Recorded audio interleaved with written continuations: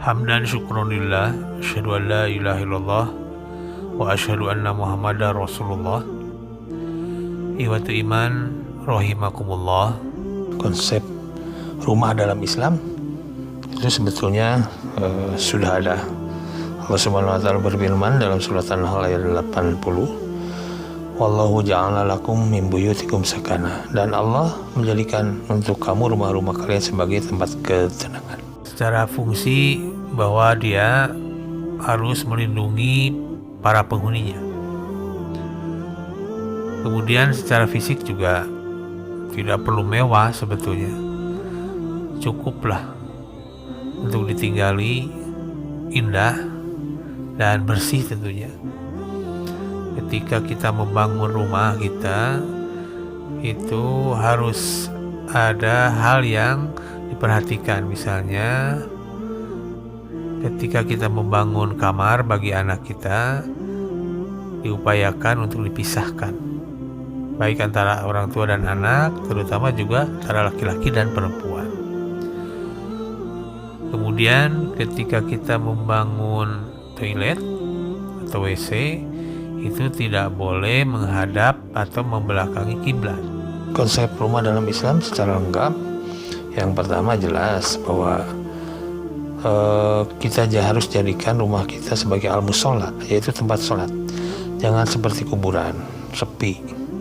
Yang kedua, rumah kita harus dijadikan menjadi al-madrasah, tempat mendidik, membina keluarga kita.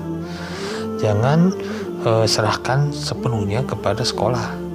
Kita seringkali menyalahkan sistem pendidikan sekolah, padahal Allah Subhanahu wa taala memberikan amanat kepada kita untuk memiliki anak, itu adalah untuk dididik salah satunya. Yang ketiga, kita jadikan rumah kita sebagai benteng al-junnah dari perilaku dan pengaruh jelek.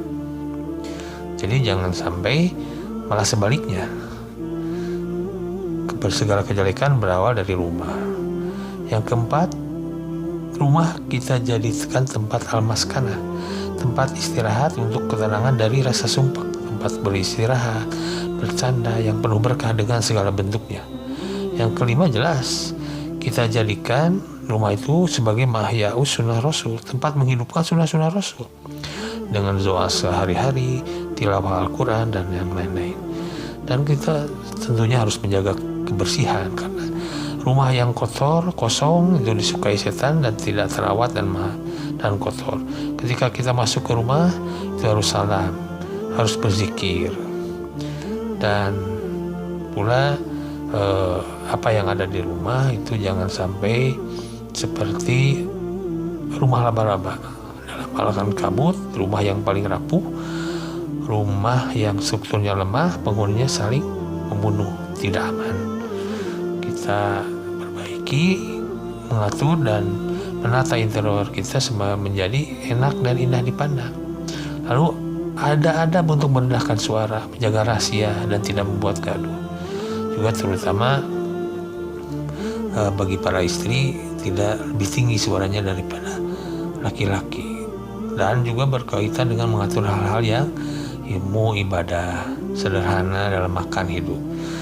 Kemudian ya, kita berharap bahwa rumah kita menjadi baiti jannati, rumahku, surgaku. Assalamualaikum warahmatullahi wabarakatuh.